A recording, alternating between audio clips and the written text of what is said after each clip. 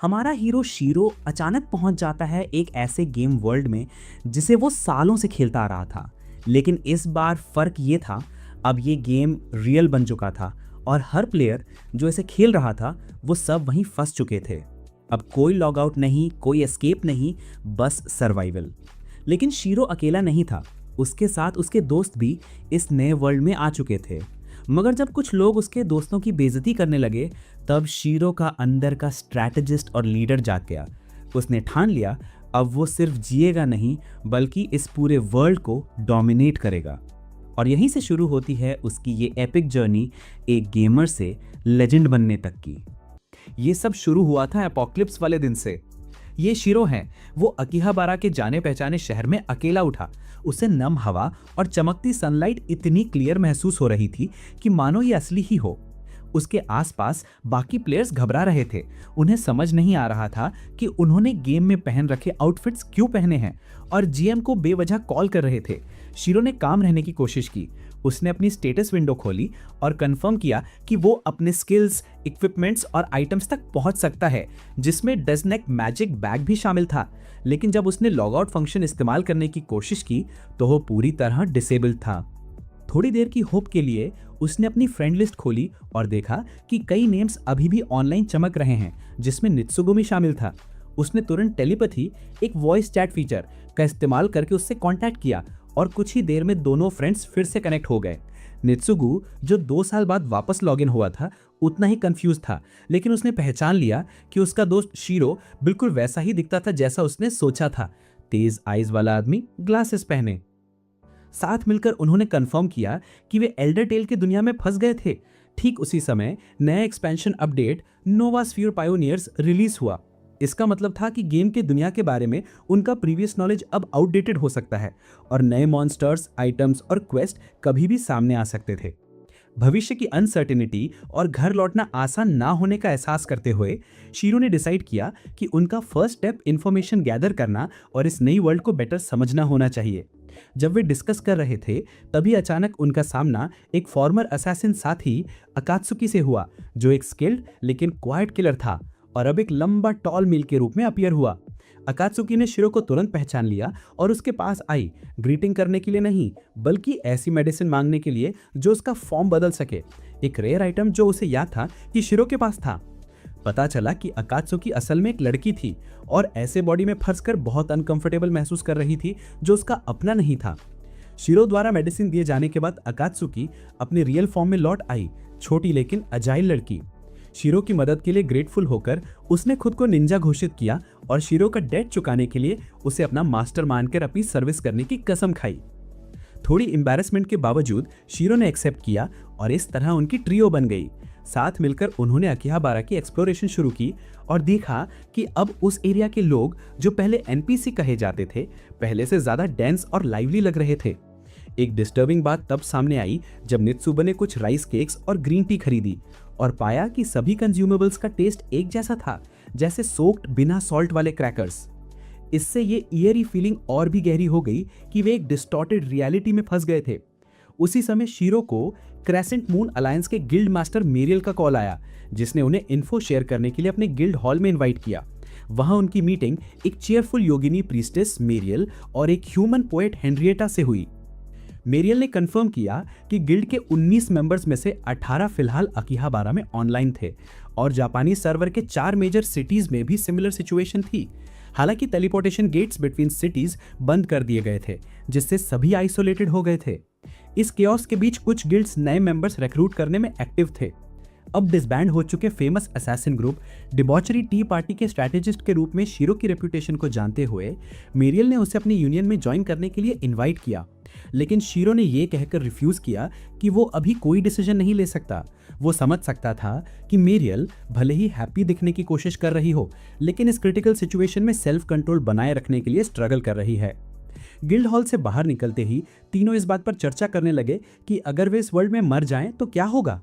Game में players cathedral में जवाब देते थे, लेकिन अब कोई भी श्योर नहीं था। आंसर खोजने के लिए और इस नई वर्ल्ड में लड़ना सीखने के लिए शीरो ने डिसाइड किया कि उन्हें ट्रेनिंग की जरूरत है। वो एटर्नल ट्वाइलाइट फॉरेस्ट में पहुंचे, एक एरिया जहां इवन लेवल 90 के लो लेवल मॉन्स्टर्स भी अटैक कर सकते थे। थॉर्न्स वाले बैजर के खिलाफ फाइट ने फिर प्रूव किया कि गेम प्ले और रियल कॉम्बैट में बहुत बड़ा अंतर है। अटैकिंग मॉन्स्टर्स का सामना करते हुए कमांड्स एग्जीक्यूट करना बहुत चैलेंजिंग था। हालांकि फाइट के दौरान शीरो को एक क्रूशियल रियलाइजेशन हुआ, मेन्यू से कमांड्स यूज करने के बजाय उन्हें अपनी बॉडी के थ्रू मोशन को फील करना होगा। उसकी एडवाइस मानकर अकात्सुकी ने इंस्टिंक्टिवली एक्ट किया और अपनी बॉडी से स्किल्स फ्लॉलेसली एग्जीक्यूट किए। नित्सुगु ने भी वही किया और एक पावरफुल शील्ड स्ट्राइक किया। उन्होंने इस वर्ल्ड का नया रूल डिस्कवर किया जहां स्किल्स और बॉडी एक हो गए। ये उनकी नई स्टोरी थी एक ऐसी दुनिया में जहां लगभग 30,000 जापानीज प्लेयर्स और दुनिया भर के मिलियंस ऑफ प्लेयर्स फंसे थे, जिसे बाद में एपोक्लिप्स कहा गया। जब शीरो और उसकी टीम अकीहाबारा में सरवाइव करना सीख रहे थे, तभी नॉर्दर्न सिटी सुजुकी नो सुरारा से मदद की डेस्परेट प्ली आई। क्रेसेंट मून अलायंस का यंग मेंबर डेंजर में था। इस वर्ल्ड में जहां डेथ अब एंड नहीं थी, एक प्लेयर मॉन्स्टर से फाइट करते हुए गिर गया, लेकिन गेम की तरह ही उसे कैथीड्रल में रिवाइव कर दिया गया। इससे एक ट्रुथ कंफर्म हुआ और रिलीफ भी कि वे सचमुच इमॉर्टल थे। MMORPG एल्डर टेल की दुनिया में फंसा जहां एस्टिमेटेड 30,000 जापानीज और वर्ल्ड वाइड मिलियंस ट्रैप थे। ये वर्ल्ड बन गई थी ऐसी रियलिटी जहां डेथ बस एक टेम्पररी इनकन्वीनियंस था। एक बैटल के बाद जिसमें शीरो ने अपना एस्ट्रल बाइंड स्किल यूज करके एनिमी को रूट से एलिमिनेट किया, उनके ग्रुप ने दिन का ट्रेनिंग समाप्त करने का डिसाइड किया। इस दौरान शीरो ने नए कॉम्बैट अप्रोच पर थिंक किया, जैसे उनकी बॉडी ने बेसिक बैटल मोशंस याद कर लिया था, जिससे वे एफर्टलेसली स्किल्स और स्पेल्स यूज कर सकते थे, बिल्कुल वॉइस कमांड्स की तरह, जब तक वे लड़ने का इंटेंशन रखते और एनिमी को अपने सामने देखते। हालांकि उसे ये रियलाइजेशन हुआ कि सिर्फ स्किल्स का इस्तेमाल करना और उनमें मास्टरी हासिल करना दो अलग चीजें हैं। इसके लिए कहीं ज्यादा टफ ट्रेनिंग की जरूरत होगी, शायद जैसे रियल मार्शल आर्टिस्ट करते हैं। अकात्सुकी ने आगे बढ़कर विल्डरनेस को अपनी असैसिन और ट्रैकर एबिलिटीज जैसे कि डार्क विजन, स्टेल्दी ऑब्जर्वेशन और साइलेंट मूवमेंट के लिए परफेक्ट ट्रेनिंग ग्राउंड के रूप में इस्तेमाल करने की पेशकश की। वो बिना किसी वार्निंग के गायब हो गई, जिससे नित्सुगु उसके स्किल सेट को देखकर स्टन्ड रह गया। वापस लौटते हुए शीरो और नित्सुगु ने आकीहाबारा सिस्टम में डिटीरियोरेटिंग सिचुएशन पर डिस्कस किया। सुरक्षा सिस्टम तेजी से कोलैप्स हो रही थी। बड़े गिल्ड्स अपनी पावर का मिसयूज छोटे गिल्ड्स पर टिरेनी के लिए कर रहे थे और इससे भी वर्स पीके यानी प्लेयर किलर्स की संख्या बढ़ रही थी, जो आइटम्स और वेल्थ चुराने के लिए मॉन्स्टर्स की बजाय दूसरे प्लेयर्स पर अटैक कर रहे थे। मिनी मैप की कमी और शहर के बाहर जीएम से कांटेक्ट ना कर पाने की वजह से एम्बुश करना आसान हो गया, जिससे स्पाइंग पहले से भी ज्यादा कॉमन हो गई। लॉका हॉस्पिटल एरिया से गुजरते हुए उन्हें अचानक ह्यूमन प्रेजेंस का फील हुआ। ये 4 पीकेस का स्क्वाड था, एक वॉरियर, 2 थीव्स और एक हीलर। कॉन्फिडेंट होकर पीकेस ने शीरो और उसके ग्रुप से डिमांड किया कि अगर वे सर्वाइव करना चाहते हैं तो अपनी सभी आइटम सरेंडर करें, लेकिन शीरो और नित्सुगु ने काउंटर अटैक करने का फैसला किया।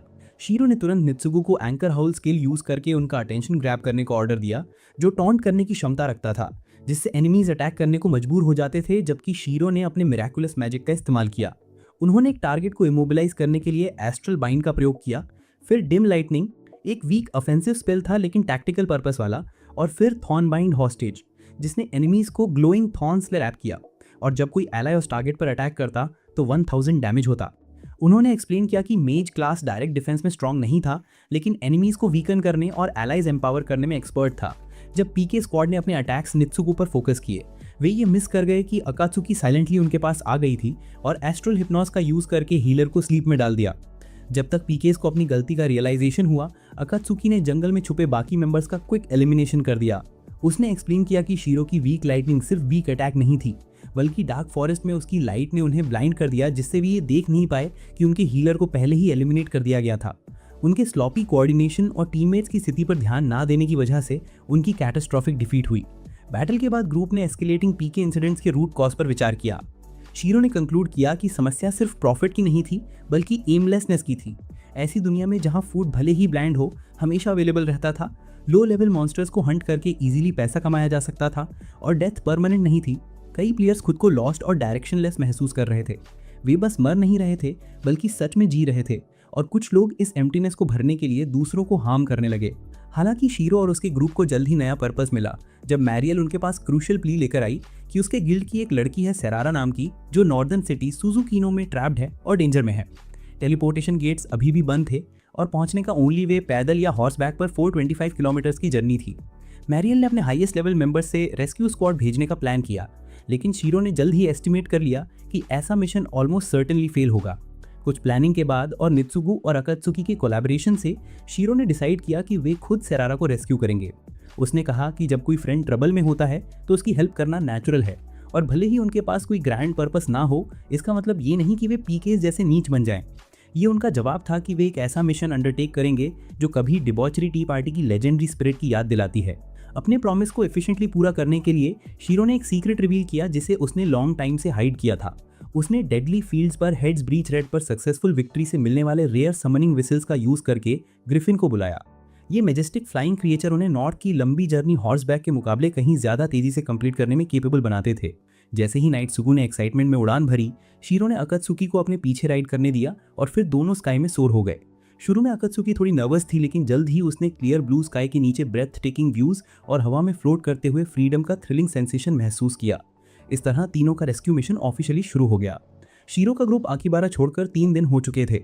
वे सरारा नाम की एक छोटी लड़की को रेस्क्यू करने निकले थे जो नॉर्दर्न सिटी सुजुकिनो में ट्रैप थी और डेंजर में थी। ग्रिफिन की मदद से, हालांकि उनकी डेली फ्लाइट लिमिट केवल 4 घंटे की ही थी, वे इतनी डिस्टेंस कवर करने में सफल हो गए जो हॉर्सबैक जर्नी में 2 वीक्स लगते। जैसे ही वे टीयरस्टोन माउंटेन्स के ऊपर से उड़ रहे थे, उन्होंने कई वाइवन्स को स्काई में देखते हुए नोटिस किया जो कंफर्म कर रहा था कि मॉन्स्टर्स अभी भी फेमिलियर जोन्स में एक्टिव हैं। ये रियलाइज करते हुए कि माउंटेन रेंज के ऊपर से उड़ना बहुत डेंजरस होगा, शीरो ने पाम डीप नाम के एक एंशिएंट अंडरग्राउंड रूट से जर्नी करने का अल्टरनेट प्लान अपनाया। अंदर एंटर करते ही ग्रुप उसकी मैसिव ग्रैंडर को देखकर अमेज रह गया। टनल्स और एंशिएंट माइंस का एक वास्ट और कॉम्प्लेक्स मेज जो कंप्यूटर स्क्रीन पर देखी गई किसी भी चीज से बहुत बड़ा और एस्टोनिशिंग था। हालांकि रियलिटी में डीके भी था। केव के कई पार्ट्स कोलैप्स हो चुके थे जो गेम में दिखाए गए से काफी डिफरेंट थे। इसके जल्द बाद उनका इनकाउंटर रैटमैन्स के ग्रुप से हुआ जो वर्ल्ड की हाफ ह्यूमन रेसेस में से एक थी। हालांकि low level monsters disease spread कर सकते थे, फिर भी उन्होंने अटैक नहीं किया। उनकी इंस्टिंक्ट ने सिग्नल दिया कि उनका और शीरो के ग्रुप का लेवल गैप बहुत बड़ा था। फिर भी शीरो ने नोटिस किया कि अगर वे सराउंड कर लें तो वे डेंजरस हो सकते हैं। इसलिए वेस्टिंग टाइम और डिजीज एक्सपोजर से बचने के लिए उसने डिसाइड किया कि उन्हें कोई ऑल्टरनेट पाथ अडॉप्ट करना चाहिए। थोड़ी रेस्ट के दौरान उन्हें वर्ल्ड की सबसे हार्श ट्रूथ याद आई, ब्लैंड फूड। मेन्यू के इंस्ट्रक्शंस के अनुसार प्रिपेयर होने पर भी सी फूड करी से लेकर जम्बलाया तक हर डिश का टेस्ट प्लेन पॉरेज जैसा ब्लैंड था। हालांकि शुगर, सॉल्ट और फ्रूट जैसी रॉ इंग्रेडिएंट्स का ओरिजिनल फ्लेवर मेंटेन रहता, लेकिन मिक्स करने पर सिर्फ ब्लैंड सॉल्टी या स्वीट पॉरेज बनता, जिससे वे फास्ट फूड और कन्वीनियंट स्टोर बेंटो बॉक्सेस के टेस्ट की क्रेविंग करते। उसी समय शीरो को मैरियल का एक टेलीपैथिक कॉल आया। उसने बताया कि उसने टेलीपैथी के जरिए सिरारा से सक्सेसफुली संपर्क कर लिया है, लड़की सेफ है और इस वक्त सुजुकिनो में एक काइंड प्लेयर उसकी रक्षा कर रहा है। वहीं सुजुकिनो में सिरारा अपनी हाइडिंग स्पॉट पे काफ़ी बोर्ड थी, बेकार सब क्लास की मेट की अपनी चॉइस पर रिग्रेट कर रही थी और क्लीनिंग करके टाइम पास कर रही थी, जिससे एक्सीडेंटली उसकी मेड लेवल बढ़ गई। कुछ ही देर बाद जिसने उसे रेस्क्यू किया और शेल्टर दिया था, नियांटोर नाम का एक कैट ह्यूमन शहर की स्थिति के बारे में हॉरिफाइंग न्यूज़ लेकर लौटा। ब्रिगेंडिया गिल्ड टेरर फैल रहा था, लूट कर रहा था और दूसरे प्लेयर्स और सिटीजन्स दोनों को टॉर्मेंट कर रहा था। फिर भी उसने सिरारा को रीअश्योर किया और बताया कि रेस्क्यू टीम कल आफ्टरनून तक पहुंच जाएगी। पाम डीप में वापस आकर शीरो का ग्रुप एक बड़ी ऑब्स्टिकल का सामना करने लगा। जब वे उस रिकिटी ब्रिज को क्रॉस कर रहे थे, वो अचानक कोलैप्स हो गया और शीरो गॉर्ज में गिर गया। फ्री फॉल के उस मोमेंट में शीरो के माइंड में मेमोरीज फ्लैश हुई। उसे याद आया कि वो एक इंट्रोवर्टेड पर्सन था जो हमेशा लोनलीनेस फील करता, दोस्तों के बीच भी, और कैसे एल्डर टेल ही उसका स्केप बन गया था। अपने वास्ट नॉलेज की वजह से वो जल्दी एक रेस्पेक्टेड वेटरन प्लेयर बन गया, लेकिन उसकी फेम उसे डिस्टर्ब भी करती थी क्योंकि लोग रेयर आइटम्स और इन्फॉर्मेशन के लिए लगातार एक्सप्लॉइट करते रहते थे, जिससे वो एग्जॉस्टेड और फ्रस्ट्रेटेड हो जाता। फिर उसे अपने लाइफ के हैप्पीएस्ट डेज याद आए जब वो डिबॉचरी टी पार्टी का मेंबर था, ट्रू फ्रेंड्स के साथ एडवेंचरस जर्नीज करता और डिस्कवरी का थ्रिल फील करता। उन मेमोरीज ने उसे स्ट्रेंथ दी और डार्कनेस में गिरने से ठीक पहले अकात्सुकी ने उसे रेस्क्यू करने के लिए पीछे कूदा, जबकि नित्सुगु ने दोनों को सेफ बाहर खींच लिया। कॉन्शियस होने पर उसने दोनों दोस्तों को थैंक्स कहा और उन्हें रियलाइज़ हुआ कि उनके लेवल 90 के बॉडीज़ उनकी इमेजिनेशन से कहीं ज़्यादा स्ट्रॉन्ग थे। न सिर्फ उन्हें एपोकलिप्स से मिनिमल इंजरीज आई थीं, बल्कि लंबी जर्नी के बावजूद फटीग ऑलमोस्ट नेग्लिजिबल था। उनकी कॉन्वर्सेशन में जल्द ही एक अनएक्सपेक्टेड फैक्ट सामने आया। अकात्सुकी असल में एक यूनिवर्सिटी स्टूडेंट थी, जिससे नित्सुगु बहुत सरप्राइज हुआ, जो टीजिंग से खुद को रोक नहीं पाया और बदले में उसकी हमेशा की तरह शार्प किक्स झेलनी पड़ी। उनकी जर्नी तब तक कंटिन्यू रही जब तक अचानक एक जाइगेंटिक रैट मॉन्स्टर रैटमासो उनके पाथ में आया, जो उन्हें लगा कि नोवा स्फीयर पायोनियर्स एक्सपेंशन में शामिल नए मॉन्स्टर्स में से एक है। कोई ऑल्टरनेट ऑप्शन न होने पर ग्रुप ने फाइट करने का फैसला किया। नित्सुगु ने उस क्रीचर का अटेंशन ग्रैब करने के लिए आगे बढ़ा।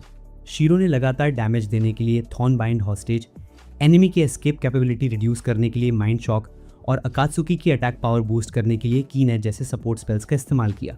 फिर उसने एक लीथल असैसिन स्ट्राइक से मॉन्स्टर को एलिमिनेट कर दिया। एनिमी डिफीट होने के बाद उन्हें फाइनली अंडरग्राउंड एरिया से निकलने का रास्ता मिला और उनका रिवॉर्ड माउंटेन पीक पर एक ब्रेथ टेकिंग सनराइज का व्यू था। शीरो को ये रियलाइजेशन हुआ कि हालांकि मैनी प्लेयर्स ने गेम में ये सीन देखा होगा, लेकिन वे इस रियल वर्ल्ड में इसे देखने वाले पहले ब्रेव सोल्स थे।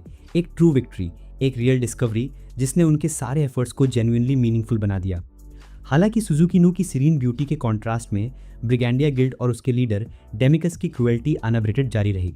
उसने अपने सबॉर्डिनेट्स को सिलारा और कैटमैन नियांटा की तलाश में सिटी की थरो सर्च करने का ऑर्डर दिया।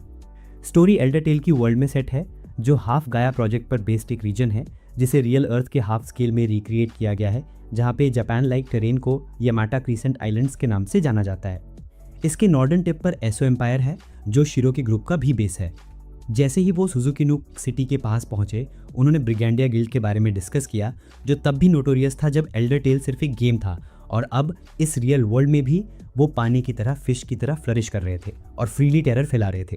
कॉल एंड होने के बाद शीरो ने अकात्सुकी को अपनी स्ट्रैटेजी समझाई। वो सिरारा और इसके प्रोटेक्टर से सिटी के बाहर नहीं बल्कि अंदर ही मिलेंगे, क्योंकि अगर कोई फाइट हुआ और वे पेरिश हुए तो वे अकीहाबारा कैथेड्रल में रिस्पॉन होंगे, जबकि सिरारा सुजुकी नो कैथेड्रल में क्रैप्ट रहेगी। इसके अलावा क्योंकि सिरारा ब्रिगेंडिया मेंबर के फ्रेंड लिस्ट में थी, जैसे ही वो अपने प्राइवेट जेव जोन से बाहर निकलेगी उसे ट्रैक कर लिया जाएगा। इसीलिए उन्हें एनिमी के पहुंचने से पहले फास्ट और डिसाइसिव एक्शन लेना था। शीरो के ऑर्डर्स फॉलो करते हुए अकात्सुकी ने अपने ट्रैकर क्लास स्किल्स हाइड और मूव स्टेल्थीली को यूज करके इनविजिबल हो गई, जबकि ग्रुप ने अपना रेस्क्यू मिशन स्टार्ट किया। जैसे ही वो सुजुकी नो सिटी में एंटर हुए, ब्रिगेंडिया मेंबर्स ने उनकी प्रेजेंस इंस्टेंटली डिटेक्ट कर ली, जो सिलारा की फ्रंटिक सर्च में थे।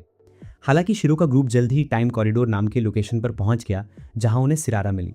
उन्हें सरप्राइज हुआ कि जिसने उसे रेस्क्यू और प्रोटेक्ट किया था वो कोई और नहीं बल्कि नियंटा था, जो लेवल 90 का कैटमैन स्टाइल ब्रेव और एक ओल्ड टीममेट था, जिसे शीरो ने कभी उस लेजेंडरी टी पार्टी के दिनों में लीडर कहा था। इस अनएक्सपेक्टेड रियूनियन ने इमेंस जॉय और रिन्यूड कॉन्फिडेंस ला दिया। अपने जेंटलमैन बिहेवियर और मी म्यू स्टाइल कम्युनिकेशन की वजह से नियांटा इमीडिएटली अकीहाबारा वापस जाने के लिए रेडी हो गया, क्योंकि अब उसके पास सुजुकी नो में रहने का कोई रीज़न नहीं था। हालांकि जैसे ही वे डिपार्चर के वाले थे, अकात्सुकी ने बताया कि एनिमीज नॉर्थ डायरेक्शन से आ रहे हैं, जिनका लीड एक जायंट बियर लाइक वॉरियर है, जिसकी आइडेंटिटी नियांटा ने ब्रिगेंडिया के लीडर डेमिकस के रूप में की। Without hesitation way back route से जल्दी एस्केप करने लगे, लेकिन कुछ ही देर में ब्रिगेंडिया की पूरी आर्मी ने उन्हें सराउंड कर लिया। डेमिकस ने सिरारा का मॉक किया और थ्रेटन किया, और नियांटा को पहले मारकर उसकी करेज को तोड़ने और उसे सबऑर्डिनेट बनाने की प्लानिंग बनाई। एक मैसिव आर्मी का सामना करते हुए सिरारा फियर से ट्रेम्बल करने लगी, लेकिन नियांटा और शीरो पूरी तरह काम थे। शीरो ने डेमिकस को टॉन्ट किया, उसे डेमी ग्लेस कहा और उसकी कावर्डीज का मजाक उड़ाया। फिर मोस्ट पावरफुल वॉरियर्स के बीच डुएल का प्रपोजल रखा ताकि मैटर परमानेंटली सेटल हो जाए। शीरो ने क्लेवरली डेमिकस का अटेंशन डिस्ट्रैक्ट किया और उसकी जगह ग्रे स्टील के मेज लॉन्डाक की ओर पॉइंट किया, जो ज़्यादा कैपेबल वॉरियर लग रहा था। आखिरकार अपने ईगो को डीप वूंड पहुंचाते हुए डेमिकस ने रोअर किया और नियांटा के साथ डुएल एक्सेप्ट किया। बैटल शुरू हुआ। लेवल 90 के मॉन्क डेमिकस तेजी से लगातार अटैक्स की बारिश करते हुए आगे बढ़ा, जबकि नायंटा ने अपनी एजिलिटी और ड्यूल स्वॉर्ड मास्टरी का इस्तेमाल करते हुए उसे चकमा दिया और काउंटर किया। अपनी स्किल और प्रिसीजन से उसने डेमिकस की अटैक पावर, डिफेंस और इवेसिवनेस वीकन कर दी, जिससे धीरे धीरे बैटल उसका फेवर में हो गया। जब हार का रियलाइजेशन हुआ, डेमिकस ने अपना प्रॉमिस तोड़ दिया और अपने गिल्ड मेंबर्स को फाइट में शामिल होने का ऑर्डर दिया। नित्सुबुले तुरंत दुश्मन के हीलर्स का ध्यान ग्रैब करने के लिए अपना स्किल एंकर हाउल एक्टिवेट किया, जबकि सरारा ने शीरो के इंस्ट्रक्शंस फॉलो करते हुए नायंटा और नित्सुगु को हील करना शुरू किया। हालांकि अपनी लो लेवल के कारण वो जल्दी ही एग्जॉस्टेड हो गई। जैसे ही नित्सुगु की हेल्थ क्रिटिकली लो हुई, शीरो ने उसे अपना ultimate defensive skill castle of stone इस्तेमाल करने का संकेत दिया। एक टेक्निक जो 10 सेकंड्स के लिए अनब्रेकेबल बैरियर बनाती थी, लेकिन कूल डाउन 10 मिनट्स का था। डेमिकस और उसके सबॉर्डिनेट्स ने मॉक करते हुए हंसी उड़ाई, सोचकर कि ये एक डेस्परेट अटेम्प्ट है, लेकिन उन्हें बिल्कुल अंदाजा नहीं था कि ये सब एक कैलकुलेटेड मनूवर का हिस्सा था। उन क्रूशियल 10 सेकंड्स में सेरारा ने अपनी पूरी ताकत नित्सुगु की हेल्थ को फुल्ली रिस्टोर करने में डाल दी, और जैसे ही कैसल ऑफ स्टोन एक्सपायर हुआ, शीरो ने अपना ट्रम्प कार्ड खेला। उसने डेमिकस पर थॉर्न बाइंड हॉस्टेज कास्ट किया, और ठीक उसी समय नायंटा आगे बढ़ा और 2 सेकंड से भी कम में 9 हिट की शानदार चेन डिलीवर की। पहले 5 हिट्स ने इनिशियल स्पाइक्स को डिस्ट्रॉय किया और 5000 डैमेज दी। फिर परफेक्ट मिली सेकेंड टाइमिंग के साथ शीरो ने थॉर्न बाइंड हॉस्टेज को उसी मोमेंट फिर से एक्टिवेट किया जब उसका कूलडाउन रीसेट हुआ, और नायंटा के नेक्स्ट 4 हिट्स ने स्पाइक्स के सेकंड सेट को ट्रिगर किया और 4000 डैमेज दी। वेपन डैमेज के साथ इस डेविस्टेटिंग कॉम्बो ने डेमिकस की हेल्थ बार एक पल में पूरी तरह से वाइप कर दी, जिससे वो और पूरा ब्रिगेंडिया गिल्ड शॉक और डिसबिलीफ में रह गया। अपने लीडर की डिफीट के बाद शीरो ने विक्ट्री अनाउंस की और बताया कि सुजुकिनो और अकीहाबरा के बीच का पाथ अब सेफ है, जिससे ब्रिगेंडिया का टेरर खत्म हुआ। कैथीड्रल में वापस भेजे जाने से पहले डेमिकस ने वॉक किया कि वो ग्लासेस वेयरिंग विलन शीरो का फेस कभी नहीं भूलेगा। बिना कोई डिले किए ग्रुप ने अपनी स्वॉर्ड्स स्काई में रेस की और अपने एनिमीज के एस्टॉनिशमेंट के बीच सुजुकिनो से एस्केप कर लिया। घर लौटते हुए आकात्सुकी ने उस एक्स्ट्रा ऑर्डिनरी टीम वर्क को याद किया जिसे उसने अभी अभी देखा था। बिना एक वर्ड बोले फ्लॉलेस स्ट्रैटेजी एग्जीक्यूट होती हुई और वे साथ में घर आकीहाबरा की ओर चले। एल्डर टील के वर्ल्ड में नॉन प्लेयर कैरेक्टर्स या एनपीसीज यूजुअली लाइफलेस होते थे, जो pre program dialogues endlessly repeat करते और केवल अपने गेम डेजिग्नेटेड रोल्स प्ले करने के लिए एग्जिस्ट करते थे। लेकिन कैटाक्लिज्म के बाद एक प्रोफाउंड चेंज आया था। सुजुकिनो से सेरारा को सक्सेसफुली रेस्क्यू करने और ग्रिफिन्स पर लिपुपोर्ट चैनल क्रॉस करने के बाद ग्रुप ने कैंप सेटअप किया और रेस्ट करने का फैसला किया। यहीं पर एक अनप्रेसिडेंटेड डिस्कवरी ने इस वर्ल्ड के बारे में उनकी अंडरस्टैंडिंग पूरी तरह से बदल दी। नायंटा, जिसका सब क्लास लेवल 90 शेफ था, गेम के मेन्यू सिस्टम पर निर्भर हुए बिना गैदर्ड रॉ मटेरियल से हाथ से खाना बनाया और रियल फ्लेवरफुल डिशेस प्रिपेयर किए। सुगंधित ग्रिल्ड मीट और रिच सॉस का एक लैविश फीस्ट जिसने लंबे समय से चल रहे ब्लैंड फूड रूल को तोड़ दिया। ये प्रूव करता था कि इस न्यू रियलिटी में कुकिंग जैसी स्किल्स अब सिर्फ गेम मैकेनिक्स नहीं रह गई थी, बल्कि रियल वर्ल्ड कैपेबिलिटीज बन गई थी जो प्रॉपर एक्सपर्टीज होने पर टैंजिबल रिजल्ट्स दे सकती थी। सैटिस्फाइंग मील के बाद ग्रुप ने फॉर्मली एक दूसरे का परिचय लिया, जिसमें अकात्सुकी और सेरारा को पता चला कि शीरो, मित्सुगु और नायंटा कभी डिबॉचरी टी पार्टी नाम के रिनाउंड रोग ग्रुप के मेन मेंबर्स थे। एक ग्रुप जिसे गिल्ड नहीं कहा जाता बल्कि एलीट प्लेयर्स का एक सर्कल था जो एडवेंचर के लिए सेम पैशन रखते थे। ये ट्रूथ उनके एक्स्ट्रा ऑर्डिनरी कोऑर्डिनेशन और ग्रिफिन जैसी रेयर आइटम्स की ओनरशिप के बारे में बताती थी। इससे अकात्सुकी की शीरो के प्रति एडमिरेशन और बढ़ गई। कन्वर्सेशन में शीरो ने 2 नॉविस प्लेयर्स टोया और मनोरी नाम के ट्विन सिबलिंग्स को याद किया जिनकी उसने पहले मदद की थी। मेंटर सिस्टम का यूज करते हुए, जो एक रेयर फीचर है और हाई लेवल प्लेयर्स को अलाउ करता है कि वो न्यूबीज के साथ प्ले करने के लिए टेम्पररी लेवल रिड्यूस करें, उसने उनके अर्ली गेम स्टेप्स में गाइडेंस और सपोर्ट दिया था। हालांकि कैटाक्लिज्म के बाद कॉन्टैक्ट टूट गया था, लेकिन उसे पता था कि वो किसी गिल्ड में शामिल हो गए हैं। रिटर्न जर्नी में अचानक हुई टोरेंशियल रेन ने उन्हें शेल्टर लेने पर मजबूर किया और कोइंसिडेंस से वो अर्ब प्लेटो पर स्थित एक स्मॉल सेटलमेंट अर्ब विलेज पहुंच गए। वहां पर उनका सामना उन एनपीसी से हुआ जिन्हें अब पीपल ऑफ द लैंड के नाम से जाना जाता था, जो उन लाइफलेस रेपिटेटिव कैरेक्टर से बिल्कुल अलग थे जिन्हें वो गेम में जानते थे। एल्डर फेडर के लीडरशिप के अंदर अर्ब के विलेजर्स में अपनी पर्सनैलिटीज, इमोशंस और मेमोरीज थीं। उनके अपने फैमिलीज और लाइफ स्टोरीज थीं, जैसे कि कैसे ओल्ड फेडर ने अपनी डॉटर इन लॉ को क्लिनिक ले जाने के लिए एक ब्लिजर्ड क्रॉस किया। इस कन्वर्सेशन ने शीरो को इस वर्ल्ड के ट्रू नेचर पर डीपली रिफ्लेक्ट करने पर मजबूर कर दिया। उन्हें रियलाइजेशन हुआ कि इस अर्थ के लोग सच में ह्यूमन थे, जो अपनी लैंड के साथ हार्मनी में रहते और अपनी इंडिपेंडेंट लाइफ जीते थे। इससे एक प्रोफाउंड क्वेश्चन उठता है, शायद यही ब्रेव सोल्स थे जिनके पास पावरफुल बॉडीज और एंडलेस रिस्पॉन्ड की एबिलिटी थी और जो इस वर्ल्ड में ट्रू एनॉमलीज थे। उस इवनिंग विलेजर्स ने उन्हें लोकल डेलिकेसीज जैसे पनीर और सॉसेजेस सर्व किए, जिनका इंग्रेडिएंट टाइप फूड्स के रूप में रिस्पेक्ट किया गया और उनका ऑथेंटिक टेस्ट बना रहा, जिससे प्रोफेशनल स्किल इंपॉर्टेंस का प्रिंसिपल और रीइंफोर्स हुआ। इसी बीच आकीहाबरा में एक बिल्कुल अलग सीन अनफोल्ड हो रहा था। सिटी केओटिक काम में डूबी हुई थी, जहां स्ट्रॉन्ग लोग वीक पर अटैक कर रहे थे। ट्विन सिबलिंग्स टोया और मनोरी ट्रैप होने के बाद सेफ्टी की उम्मीद में गिल्ड ज्वाइन कर गए थे, लेकिन उसके बजाय उन्हें मर्सीलेसली एक्सप्लॉइट किया जा रहा था। उन्हें दिन भर मटेरियल्स कलेक्ट करने के लिए मजबूर किया जाता और अगर कोटा पूरा नहीं किया तो पनिशमेंट मिलती। उनकी लाइफ डेस्पेयर और सफरिंग से भरी हुई थी। अपने वर्स्ट मोमेंट्स में मनोरी अक्सर सोचती कि उसकी जगह उसकी टीचर शीरो क्या करती। अगले दिन जब टोया काम कर रहा था तो स्क्वायर में एक फेमिलियर वॉइस गूंजी, मैरियल की वॉइस, जो अनाउंस कर रही थी सेरारा की सेफ रिटर्न। उस फ्लीटिंग मोमेंट में टोया के भीतर होप की एक किरण जग गई। वो आवाज की ओर दौड़ा और आखिरकार शीरो को देख पाया, वो मेंटर जिससे वो फिर से देखने के लिए तरस रहे थे। फिर भी उसने डिसीजन लिया कि वो उसके पास नहीं जाएगा, बल्कि अपना फेस मोड़कर अपने स्ट्रगल्स खुद फेस करेगा। एल्डर टेल की नई दुनिया में गिल्ड्स अब एक बेहद क्रूशियल रोल निभाते थे। वो अब सिर्फ टेम्पररी प्लेयर ग्रुप्स नहीं थे, बल्कि स्ट्रक्चर ऑर्गेनाइजेशंस थे जो shared storage, private communication systems और सबसे इंपॉर्टेंट गिल्ड हॉल तक एक्सेस जैसी सुविधाएं प्रदान करते थे। सिरारा की सेफ रिटर्न पर उसके क्रेसेंट मून अलायंस गिल्ड ने एक ग्रैंड वेलकम फीस का आयोजन किया। ये इवेंट खास इसलिए था क्योंकि पहली बार नियांटा के कुलिनरी स्किल्स के चलते सभी को रियल फ्लेवर वाला खाना खाने का मौका मिला था। हालांकि इस खुशी के साथ ये रियलाइजेशन भी आया कि हर कोई ऐसा स्वाद नहीं बना सकता। इसके लिए स्पेसिफिक लेवल के शेफ्स की एक्सपर्टीज चाहिए होती थी और even within same level chefs taste अलग अलग होता था और ये सब इंडिविजुअल स्किल पर डिपेंड करता था। इस डिस्कवरी की स्ट्रेटेजिक इंपॉर्टेंस को समझते हुए मैरियम ने कुछ समय के लिए सिटी में अननेसेसरी केओस को सीक्रेट रखने का डिसीजन लिया। फीस के दौरान जब एटमॉस्फेयर लाइवली और चेयरफुल था, शेरो ने मैरियल से प्राइवेट कॉन्वर्सेशन के लिए कांटेक्ट किया।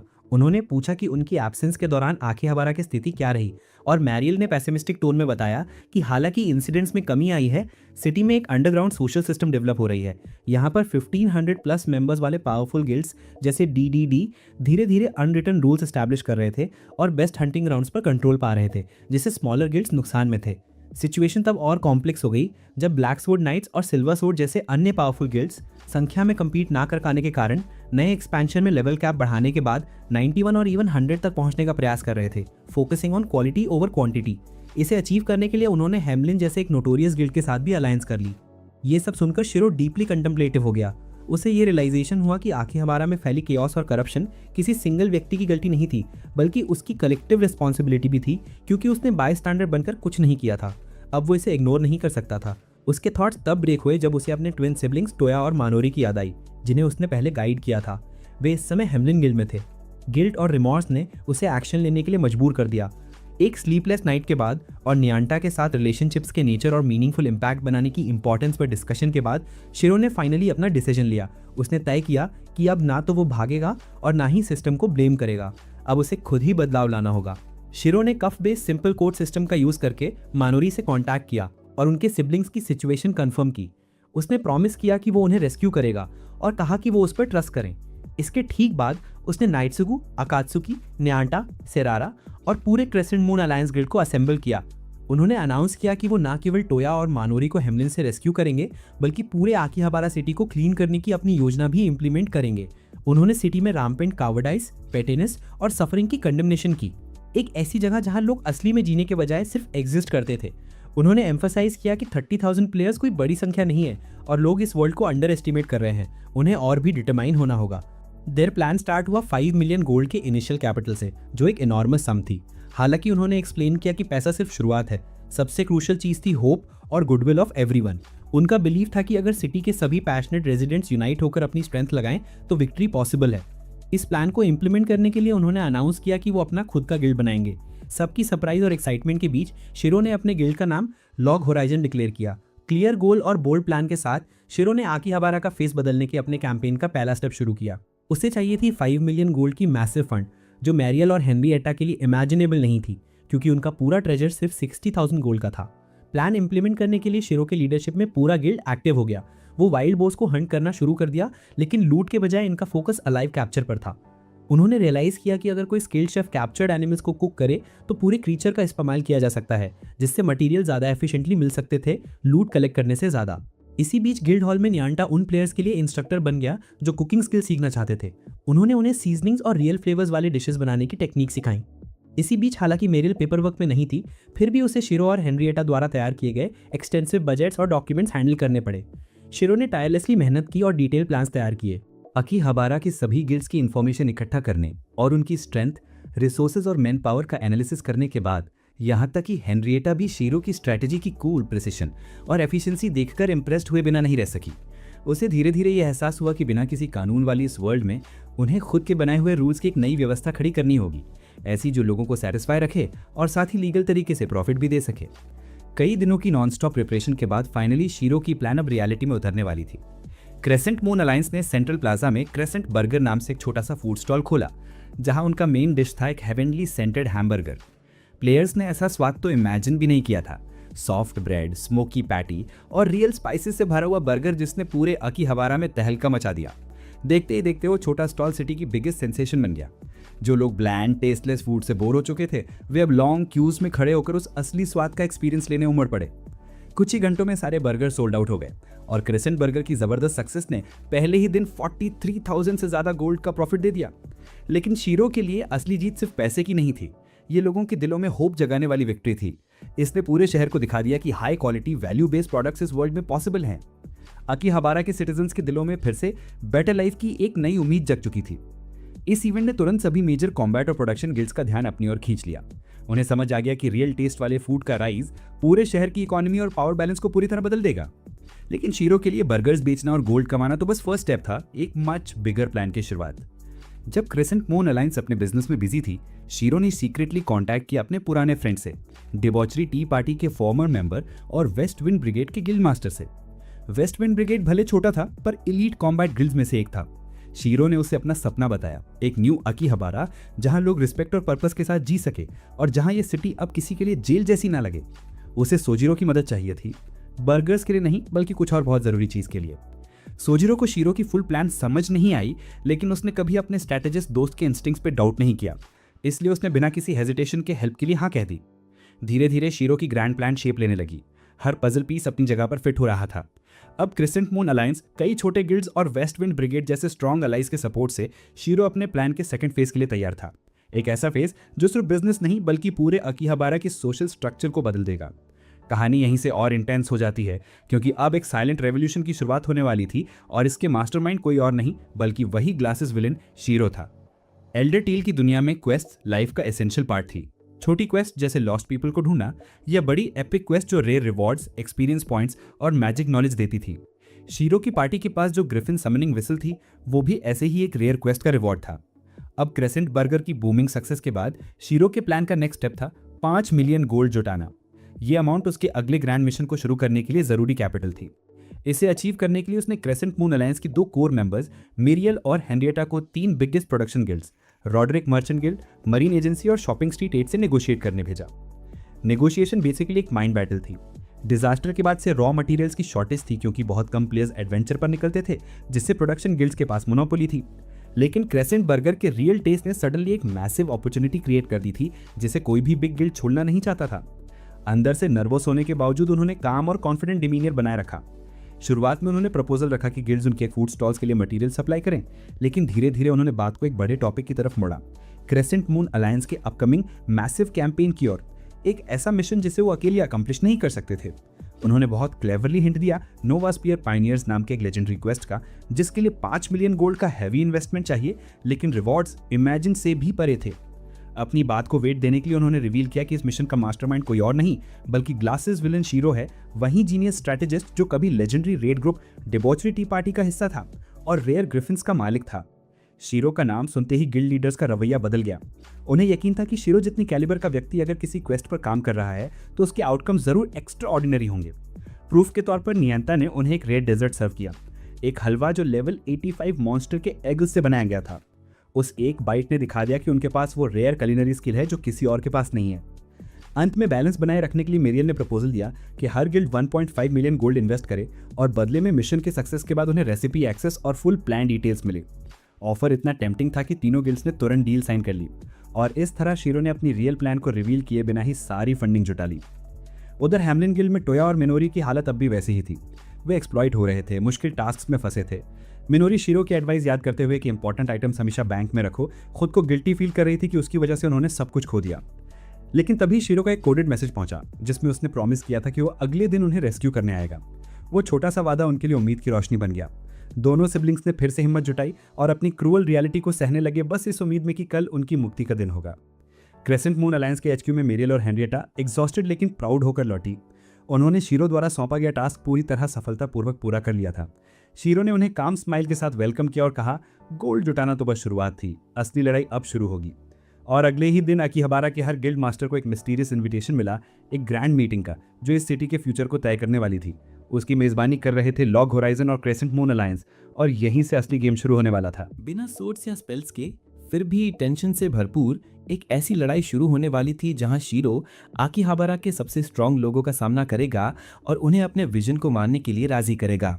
उसी समय शीरो के प्रॉमिस से इंस्पायर्ड होकर टोया और मिनोरी ने अपनी पर्सनल फाइट शुरू करने का निर्णय लिया। The eve of the historic round table conference पर गिल्ड हॉल का माहौल क्यूरियोसिटी और एक्साइटमेंट से भर गया था, क्योंकि आकीहाबारा के top guild leaders double D, black sword knights, honesty, west wind brigade और सिल्वर सोर्ड रिप्रेजेंटेटिव के तौर पर पहुंचने लगे। Marine agency, Roderick merchant guild, shopping street 8, grandeur और रेडियो मार्केट जो गिल्ड्स को रिप्रेजेंट करते थे, और निश्चित रूप से क्रेसेंट मून अलायंस और newly formed guild log horizon meeting के होस्ट के रूप में मौजूद थे। लॉग होराइजन की तरफ से शीरो ने अपना स्पीच शुरू किया, लेकिन ब्लैक स्वॉर्ड नाइट्स के लीडर आइजैक और सिल्वर स्वॉर्ड के हेड विलियम मैसेच्यूसेट्स ने उसे तुरंत रोक दिया। उन्होंने कहा, इतना फॉर्मल इंट्रोडक्शन छोड़ो और सीधे मुद्दे पर आओ। शीरो ने बताया कि मीटिंग का मेन गोल था पोस्ट कैटास्ट्रोफे आकीहाबारा की हॉरर सिचुएशन पर चर्चा और सॉल्यूशंस ढूंढना, एक ऐसी वर्ल्ड जहां से वे शायद कभी वापस न लौट पाएं। उन्होंने प्रपोज किया कि सिटी वाइड इश्यूज को हैंडल करने के लिए काउंसिल बनाना चाहिए, लेकिन प्रपोजल को गिल्ड लीडर्स, खासकर कॉम्बैट गिल्ड से स्ट्रॉन्ग स्केप्टिसिज्म और रेजिस्टेंस मिला। उनका कहना था कि ये स्मॉल गिल्ड अलायंसेस बनाने के पिछले अटेम्प्ट्स की तरह ही यूजलेस प्लान होगा और सिर्फ प्राइवेट इंटरेस्ट सर्व होंगे। कुछ ने तो ओपनली कहा कि उन्हें सिटी की सिचुएशन की कोई चिंता नहीं, ये सिर्फ एक ट्रेडिंग हब है। इसके बाद सिल्वर सोर्ड लीडर्स मीटिंग छोड़कर चले गए। उधर हैमलिन गिल्ड में एक सीक्रेट रेस्क्यू ऑपरेशन पहले से ही चल रहा था। शीरो के इंस्ट्रक्शंस के अनुसार टोया और मिनोरी ने सभी कैप्टिव रूकी प्लेयर्स को असेंबल किया और एस्केप की प्रिपरेशन शुरू कर दी। शीरो ने स्ट्रेटेजिक पॉइंट्स पर अकात्सुकी और न्यूट सुगु को डिप्लॉय किया था, और सबसे क्रूशियल बात यह थी कि उसने पूरे गिल्ड हॉल पर फुल कंट्रोल हासिल कर लिया था, इसे एक सेफ जोन में बदल दिया। मीटिंग में वापस शीरो ने अपना ट्रू इंटेंट रिवील करना जारी रखा।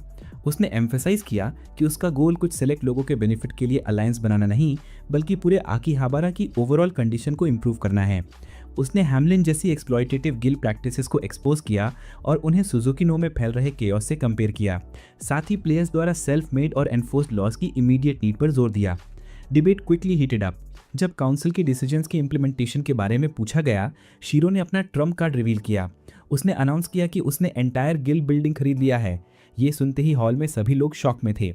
इस एरिया की ओनरशिप के साथ शीरो के पास पूरा कंट्रोल था कि कौन एंटर कर सकता है और कौन बाहर रह सकता है, इंक्लूडिंग उस बैंक तक जहां मेजॉरिटी प्लेयर्स अपनी वेल्थ डिपॉजिट करते हैं। ये एक इंसेनली स्ट्रेटेजिक मूव था। उसे एक ऑर्डिनरी गिल्ड लीडर से एक लीगल पावर हाउस में बदल दिया, जो इफेक्टिवली आकीहाबारा के प्लेयर कम्युनिटी को इन्फ्लुएंस कर सकता था। उसने साफ कहा कि जो कोई भी राउंड टेबल कॉन्फ्रेंस में ओपोज करेगा, उसे गिल्ड हॉल में प्रवेश डिनाई कर दिया जाएगा और उसकी प्रॉपर्टी सीज कर ली जाएगी। इस अल्टीमेटम के सामने गिल्ड लीडर्स के पास सुनने के अलावा कोई विकल्प नहीं था। इसी बीच हैमलिन से मास एस्केप शुरू हो गया। टोया और मिनोरी ने शीरो द्वारा सिखाई गई टैक्टिक्स को इम्प्लीमेंट किया। टोया ने अपने सामुराई स्किल्स का यूज करके एनिमीज को साइलेंट कर दिया, जबकि मिनोरी ने डिफेंसिव बैरियर्स डिप्लॉय करके बाकी रूकीज को एस्केप करने का टाइम दिया। वे सक्सेसफुली एग्जिट पॉइंट पर पहुंच गए, जहां उनका स्वागत शौर्यू और हिन ने किया, क्रिसेंट मून अलायंस के 2 मेंबर्स जिन्हें शीरो ने बैकअप के लिए भेजा था। हालांकि हैमलिन के मेंबर श्रेडर ने टोया को ब्रूटली अटैक किया। उसी वक्त अकात्सुकी अपीयर्ड और श्रेडर को इंस्टेंटली न्यूट्रलाइज कर दिया। शीरो ने अपने कंट्रोल का यूज करते हुए हैमलिन के सभी मेंबर्स को गिल्ड हॉल से बाहर निकाल दिया, जिससे उनके अब्यूजेस का राज खत्म हो गया। सभी रूकीज को सेफली रेस्क्यू कर लेने के बाद राउंड टेबल कॉन्फ्रेंस में शीरो की बैटल अपने क्लाइमैक्स तक पहुंची। उसने मेजर गिल्ड्स को इंस्पायर किया कि वो आकीहाबारा में एक नई व्यवस्था बनाने में पार्टिसिपेट करें, जिसके 2 मेन गोल्स थे, सिटी में लाइफ रिस्टोर करना और ऐसे रूल्स बनाना जो सबको एक साथ बाइंड कर सकें। और इस तरह आकीहाबारा को रिक्लेम करने की लड़ाई ऑफिशियली शुरू हुई और ग्लासेस विलन शीरो इस सेंट्रल फिगर के रूप में खड़ा था। राउंड टेबल कॉन्फ्रेंस के बाद आकीहाबारा में पॉजिटिव चेंजेस धीरे धीरे दिखाई देने लगे। एक हफ्ते बीतते ही सिटी जैसे रिवाइव हो गई थी, full of life, energy and hope, और ये सब शीरो के इंस्पायरिंग स्पीच का रिजल्ट था। कॉन्फ्रेंस में उसने एक रेवोल्यूशनरी सीक्रेट भी रिवील किया, ऐसे ऑब्जेक्ट्स और टेक्नोलॉजीज बनाने की कैपेबिलिटी जो एल्डर टेल में पहले कभी नहीं थी। अब प्लेयर्स अपनी रिक्वायर्ड एक्सपर्टीज के साथ इस वर्ल्ड में अवेलेबल मटेरियल्स का यूज करके प्रैक्टिकली कुछ भी क्रिएट कर सकते थे।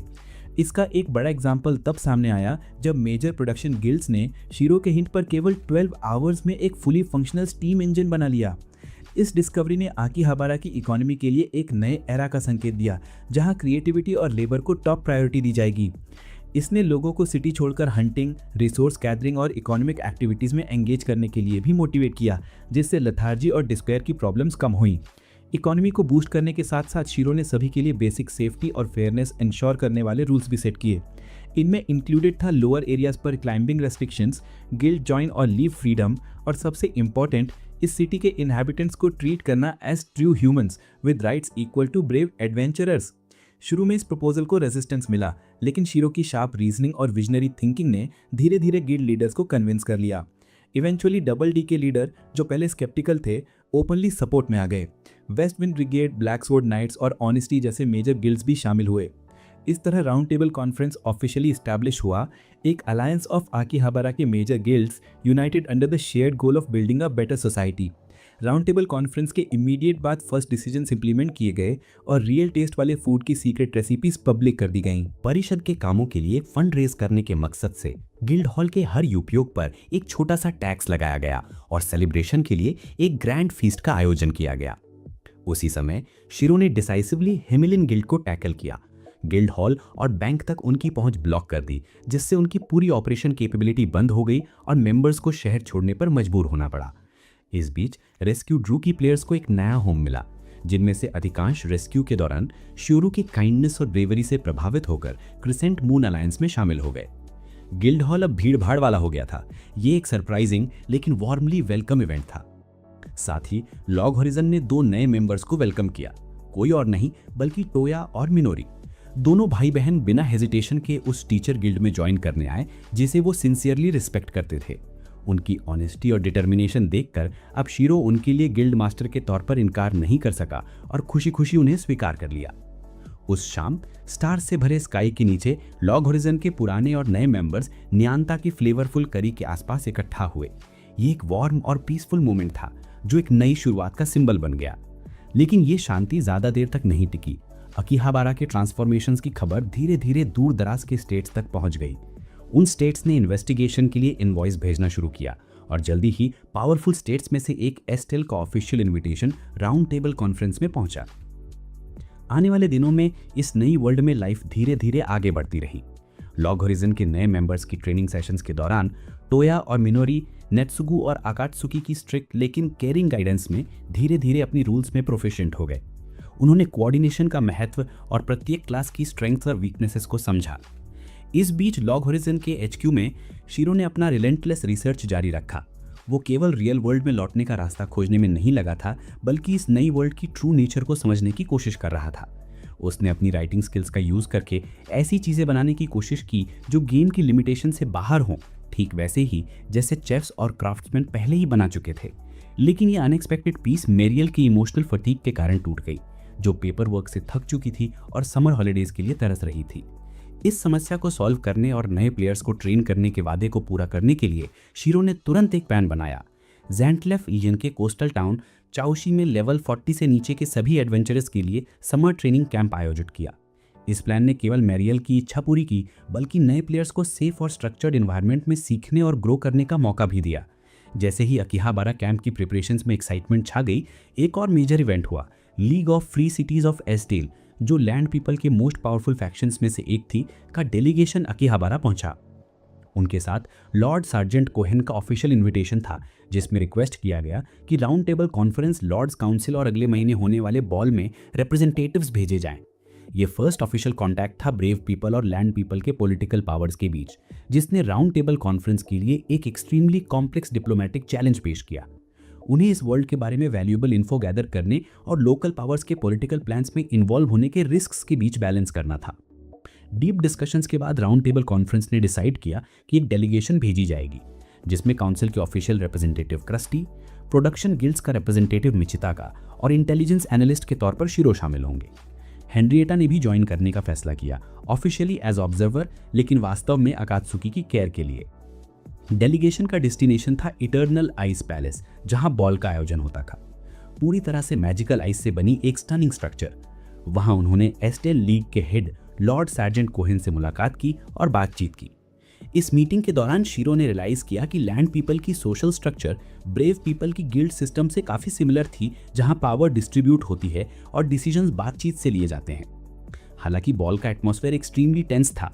दोनों साइड्स अलर्ट थी और कॉशियस थी, एक दूसरे के बारे में ज्यादा रिवील किए बिना इंफॉर्मेशन गैदर करने की कोशिश कर रही थी। इस बीच चाओशी समर कैंप में नए प्लेयर्स फ्रेश सी ब्रीज का आनंद ले रहे थे और अपनी next challenge Lagranda forest dungeon raid की तैयारी कर रहे थे। ये उनके द्वारा सीखी गई हर स्किल की ट्रू टेस्ट होगी और सबसे इंपॉर्टेंट, उन्हें अपने इंस्ट्रक्टर्स की डायरेक्ट हेल्प के बिना इसका सामना करना होगा, जो टीम मेंबर्स के बीच इंडिपेंडेंस और ट्रस्ट का क्रूशियल लेसन था। शीरो ने यह लेसन केयरफुली नोट किया और मिनोरी को असाइन किया। एल्डर टेल की वर्ल्ड में डंजन स्पेशल जोन्स होते हैं जहां मॉन्स्टर्स के खिलाफ फाइट्स कन्फाइंड स्पेस में होती हैं, requiring complex team work. Eternal ice palace में बॉल के सीरियस एटमॉस्फेयर के बीच राउंड टेबल डेलीगेशन ने एक यूनिक काइंड ऑफ बैटलफील्ड का सामना किया, एक high tension diplomatic struggle. Official representative crusty ने लॉर्ड सार्जेंट के साथ और समय पाने के लिए डांस इन्विटेशंस को स्किलफुली डिक्लाइन किया, जबकि शीरो अपनी रिलेक्टेंस के बावजूद प्रोग्राम स्टार्ट करने के लिए डांस फ्लोर पर पुश कर दिया गया। लकीली हेनरिएटा अपने बार्ड क्लास के साथ आइडियल डांस पार्टनर बन गई, गाइडिंग शीरो ग्रेसफुली हर स्टेप पर और बार्ड की रोल समझाई, एक सपोर्ट क्लास जो म्यूजिक का यूज करके एलीज को स्ट्रेंथन और एनिमीज को वीकन करती है। जब शीरो और हेनरिएटा डांस कर रहे थे, अचानक अकात्सुकी को पीपल ऑफ द लैंड के बच्चों ने हाइड एंड सीक खेलने के लिए खींच ले गया। उस ब्रीफ मोमेंट ऑफ जॉय में उसने रियलाइज किया कि खुद एक ब्रेव और कॉमन चाइल्ड के बीच फर्क कितना था। वहीं मिनोरी अपनी अपकमिंग डंजन रेड को लेकर एंग्जियस थी, इसलिए उसने शीरो से कांटेक्ट किया। उसने उसे रिमाइंडर दी बैटलफील्ड के कोर प्रिंसिपल्स की जो उसने सिखाए थे, और जोर दिया कि वो कभी अकेली नहीं है और लेवल ही सब कुछ नहीं है। ये शॉर्ट कन्वर्सेशन ने मिनोरी को काफी करेज मिला। अगले दिन शीरो और डेलीगेशन को पता चला कि उनकी नई cooking technique people of the land community में फैल रही थी, जो ब्रेव पीपल के बढ़ते इन्फ्लुएंस का संकेत था। शीरो ने समझाया कि नेगेटिव इफेक्ट से बचने के लिए उन्हें इस वर्ल्ड को बेहतर समझना होगा। उन्होंने एस्टिल लीग की कॉम्प्लेक्स पॉलिटिकल सिचुएशन का भी एनालिसिस किया, जहां नोबल फैमिलीज ब्रेव पीपल को अपनी साइड में करने की कोशिश कर रही थी। उन्होंने ये भी नोटिस किया कि post catastrophe the quest system बदल गया था, जिससे अनएक्सपेक्टेड आउटकम सामने आ रहे थे, स्पेशली नए प्लेयर्स के लिए। इस बीच लग्रांडा फॉरेस्ट के समर कैंप में टोया, इसुजू, सरारा और रैंडल हाउस, जिसे कोड नेम एरोगेंट मेज से जाना जाता था, के साथ मिनोरी का स्क्वाड अपनी फर्स्ट डंजन रेड की तैयारी कर रहा था। शुरू में उनके पर्सनालिटीज के क्लैश की वजह से थोड़े डिसएग्रीमेंट्स हुए, लेकिन आखिरकार वे डंजन में पहुंच ही गए। उनके सामने पहली चुनौती थी 3 स्केलेटन्स का एक समूह, और ऑनेस्टली ये फाइट काफी स्मूथ लगी। शुरुआत में टोया, जो एक सैमुराई टैंक की भूमिका निभा रहा था, एफिशिएंटली दूर से अटैक्स को ड्रॉ कर रहा था, जबकि रैंडल हाउस ने अपने डिस्ट्रक्टिव मेज पावर्स का शोकेस किया, और इसुजू एक बार्ड के रूप में सपोर्टिव सॉन्ग्स का इस्तेमाल करके उनकी मैजिकल स्ट्रेंथ को एम्पलीफाई कर रहा था। लेकिन फिर रैंडल हाउस का ईगो और इनएक्सपीरियंस ही उनकी डाउनफॉल बन गया। उसने छिपे हुए स्केलेटल आर्चर्स को नोटिस नहीं किया और अपनी मैसिव स्पेल से सारे एनिमीज का अटेंशन अपनी ओर अट्रैक्ट कर लिया। पूरा स्क्वाड केओस में फंस गया और बाकी लोग समय पर रिएक्ट नहीं कर पाए। उनके पास बस 2 ही विकल्प थे, कंप्लीट डिस्ट्रक्शन या रिट्रीट, और उन्होंने भागना ही चूज किया। और यहाँ से कहानी और इंटरेस्टिंग हो जाती है। वहीं एटर्नल आइस पैलेस में क्रस्टी ने पोलाइटली लेकिन फर्मली एक लॉर्ड के इनविटेशन को डिक्लाइन किया और इंस्टेड प्रिंसेस लैनिशा अलार्ड कोइन को डांस के लिए इनवाइट किया। ये डिप्लोमेसी का एक क्लेवर मूव था। एल्डर टेल की वर्ल्ड में ब्रेव पीपल और लैंड ड्वेलिंग फ्री फोक के अलावा डेमी ह्यूमन रेसेस भी एग्जिस्ट करती हैं, जैसे घोस्ट्स, बीस्ट्स और काउंटलेस अदर क्रीचर्स। इंडिविजुअली ये मॉडरेट लेवल एडवेंचरर्स से वीकर थे, लेकिन उनकी स्ट्रेंथ उनकी श्योर नंबर्स और डाइवर्सिटी में छुपी है। मुख्य रूप से ये यमाटो आर्किपेलागो के नॉर्थ ईस्ट रीजन्स में पाए जाते हैं। मीनवाइल एटर्नल आइस पैलेस में राउंड टेबल डेलीगेशन ने एस्टिल लीग के लॉर्ड्स के साथ पैक्ड स्केड्यूल बैंकेट्स और मीटिंग्स का सामना किया। उन्होंने डिसाइड किया कि वो अलग अलग इवेंट्स में जाएंगे। शीरो ने एकेडमिक काउंसिल मीटिंग अटेंड की, मिचिटाका ने लॉर्ड डार्ट के बैंकेट में हिस्सा लिया और क्रस्टी यंग वॉरियर्स की असेंबली में। अपनी चार्म और फ्लैटरी स्किल्स पर भरोसा रखते हुए क्रस्टी ने खुद को एक एक्सट्रीमली पावरफुल शील्ड के रूप में इक्विप किया, और वो शील्ड कोई और नहीं बल्कि प्रिंसेस लैनिशा थी। शुरू में लेथार्जिक और समवॉट लेजी प्रिंसेस, जो दिन भर बस चिल करना चाहती थी, क्रस्टी की प्रेजेंस से परेशान थी, क्योंकि उसे लग रहा था कि क्रस्टी उसके थॉट्स पढ़ सकता है। लेकिन अपने इंसाइट और साइकोलॉजिकल टैक्ट से क्रस्टी ने जल्दी ही सिचुएशन अपने फेवर में कर लिया। उसने एक म्यूचुअली बेनिफिशियल अरेंजमेंट प्रपोज किया। वे दोनों इवेंट्स में साथ रहेंगे। इससे उन्हें बोरिंग सोशल गैदरिंग से बचने का एक्सक्यूज मिल गया, और साथ ही अन्य नोबल्स और अरिस्टोक्रेट्स की सर्वेलेंस करने में भी एडवांटेज मिला। एस्टिल के यंग वॉरियर्स के फ्रेंडली मैच में क्रस्टी ने एक लेवल 90 एडवेंचरर की रॉ पावर शोकेस की। उसने एफर्टलेसली अपने सभी अपोनेंट्स को डिफीट किया और इवनिंग बैंकेट में प्रिंसेस लैनिशा के साथ जाने का ऑनर भी अर्न किया। प्राइवेट कॉन्वर्सेशंस में क्रस्टी धीरे धीरे लैनिशा की शेल तोड़ता गया, और उसने उसे अपनी यंगर सिस्टर से कंपेयर किया, जो रियल वर्ल्ड में भी लेजी थी, और माना कि लैनिशा की प्रेजेंस उसे घर की याद कम कर देती थी। इस बातचीत के जरिए उसने ब्रेव पीपल और लैंड ड्वेलिंग फ्री फोक के बीच बेसिक डिफरेंसेस समझाए।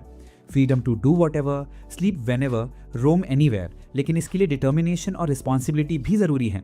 जो रिलेशनशिप शुरू में म्यूचुअल एक्सप्लॉयटेशन पर आधारित था, धीरे धीरे अंडरस्टैंडिंग और एम्पथी में बदल गया। वहीं समर कैंप में मिनोरी का स्क्वाड अपनी फर्स्ट फेलियर के बाद भी लग्रांडा फॉरेस्ट डंजन रेड जीतने के प्रयास में स्ट्रगल कर रहा था। बार बार फेलियर्स हुए, सेल्फ ब्लेम और हेल्पलेसनेस के वेट में दबे रहे। इसुजू अपनी एबिलिटीज पर डाउट करने लगा, सोचने लगा शायद वो टू वीक है या उसमें पोटेंशियल कम है। डिस्पाइट सब कुछ, मिनोरी ने मजबूती बनाई रखी, मानते हुए कि ये ट्रायल उन्हें खुद ही ओवरकम करना होगा। इसी समय राउंड टेबल कॉन्फ्रेंस और एस्टिल लीग के बीच इंटेलिजेंस गेम चल रही थी। ब्रीफ पीपल की इमेंस पावर और कैपेबिलिटीज को समझते हुए लॉर्ड्स हर अपॉर्चुनिटी ढूंढ रहे थे उन्हें अपनी साइड में अट्रैक्ट करने के लिए। उन्होंने हाई टाइटल्स ऑफर किए और बड़े इंसेंटिव्स दिए, जैसे मॉन्स्टरस थ्रेट से निपटने के लिए सी ट्रांसपोर्ट टेक्नोलॉजी डेवलप करने में हेल्प। शीरो और उनकी डेलीगेशन ने इसे कॉम्प्लेक्स वेब समझा और उन्हें केयरफुल रहना पड़ा ताकि वो एस्टिल के इंटरनल पॉलिटिकल डिस्प्यूट्स में ना फंसे। उन्हें दोनों साइड्स के बीच कोलैबोरेशन के लिए क्लियर रूल सेट करने की जरूरत थी, इसलिए शीरो ने आकात्सुकी को इंटेलिजेंस गैदर करने भेजा। उसे पता चला कि हालांकि लॉर्ड्स कोऑपरेशन चाहते थे, लेकिन वो ब्रेव पीपल की पावर से एक्सट्रीमली कॉशियस और इंटिमिडेटेड थे और इंटरनली वो डिबेट कर रहे थे कि सिचुएशन को डिप्लोमेसी से हैंडल करें या शेयर फोर्स से। कॉन्फ्रेंस की लास्ट नाइट जब शीरो बालकनी में अकेले कॉन्टेम्पलेशन में डूबा हुआ था, उसकी मुलाकात हुई एक मिस्टीरियस मेट से जो अपना परिचय मेरिल लेक के रेजन से देता है। रेजन अपोक्लिप्स की ट्रू नेचर और इस दुनिया की डीपेस्ट मिस्ट्रीज के बारे में बहुत कुछ जानता था। महल के सीक्रेट एटमॉस्फेयर में शीरो, आकात्सुकी और mage scholar Regan the heir of sage title from Meril lake के बीच एक सीक्रेट मीटिंग हुई। रेजन ने शॉकिंग हाइपोथेसिस रिवील किया कि उस कैटास्ट्रोफिक इवेंट जिसे वर्ल्ड कैटालिज्म कहा जाता है, एक्चुअली में एक वर्ल्ड स्केल मैजिक जिसे वर्ल्ड फ्रैक्शन कहते हैं का तीसरा एक्टिवेशन था। पहली घटना 350 साल पहले हुई थी, जब एल्फ प्रिंसेसेस ने रिवेंज मोटिव से वॉन्डरिंग सोल्स का यूज करके डेमी ह्यूमंस क्रिएट किया, जिससे world plunged into an age of darkness.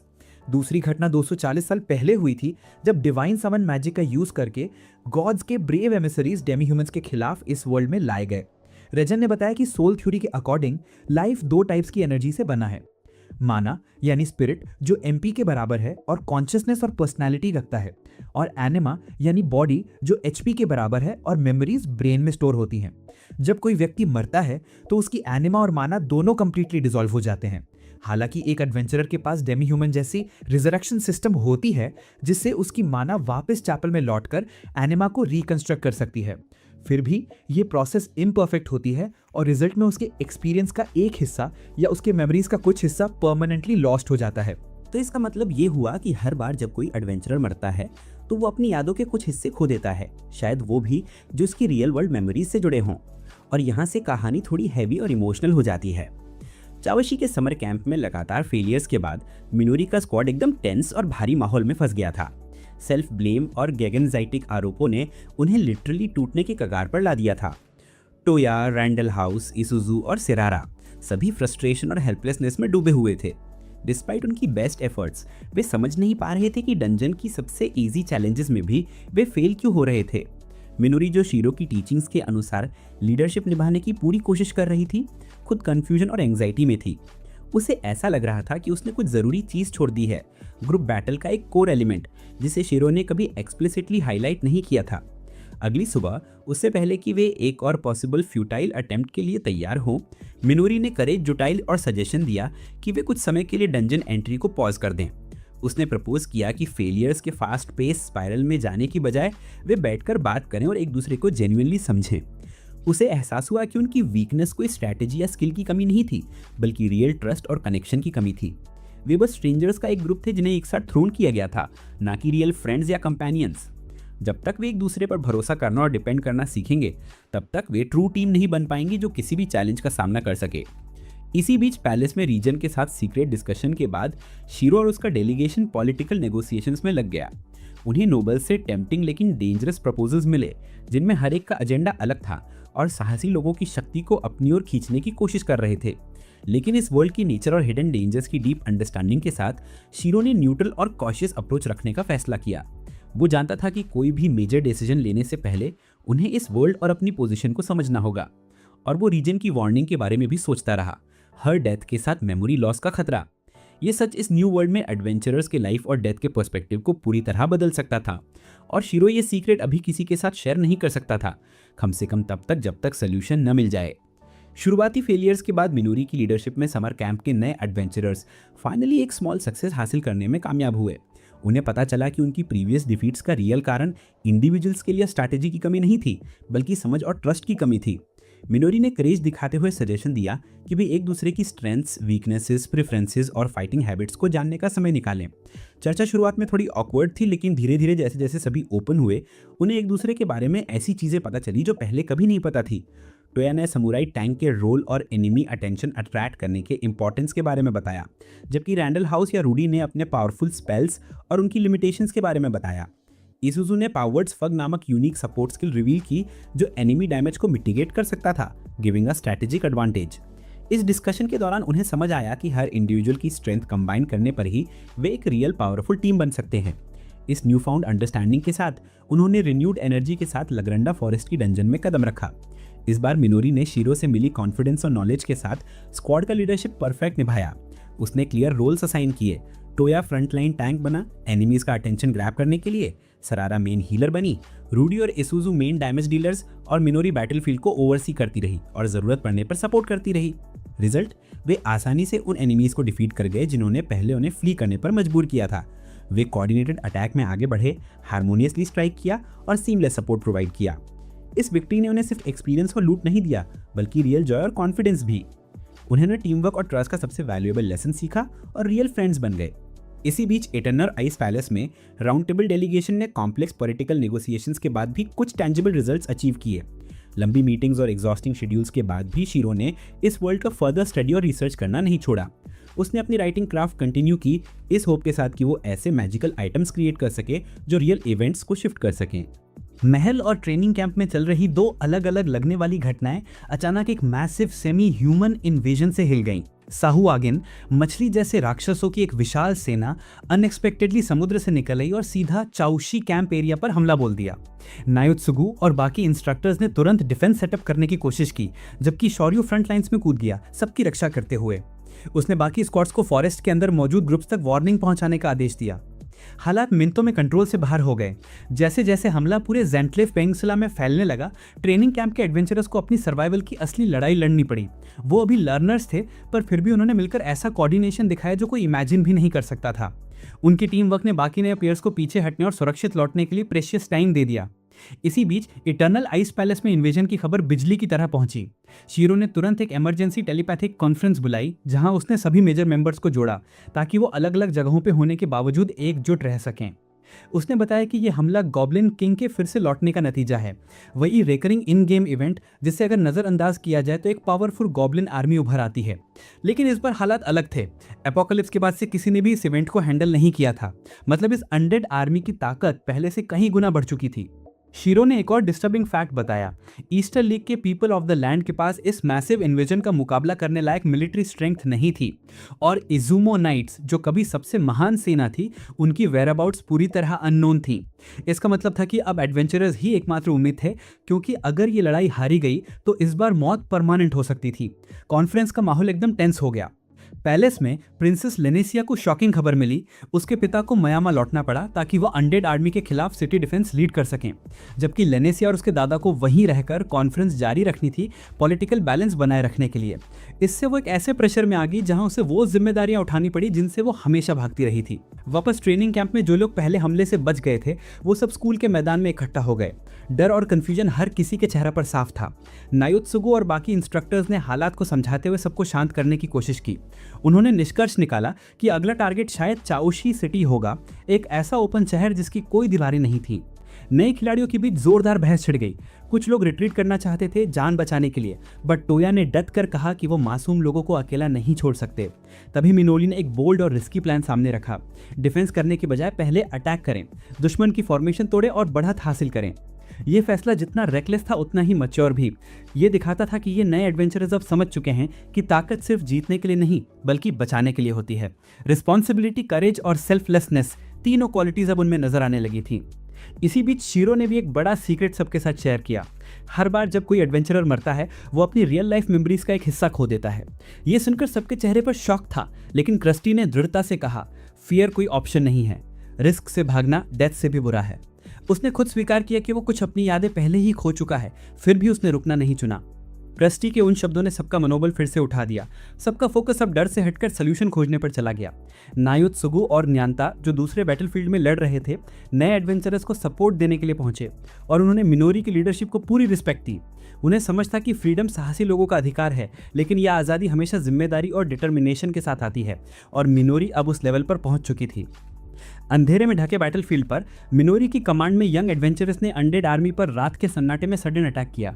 उसकी स्ट्रैटेजी क्लियर थी, अगर वो पैसिव डिफेंस करेंगे तो हारेंगे, लेकिन अगर वो पहले वार करेंगे तो एनिमी कंफ्यूजन में पड़ जाएगी, उनका कोऑर्डिनेशन टूट जाएगा।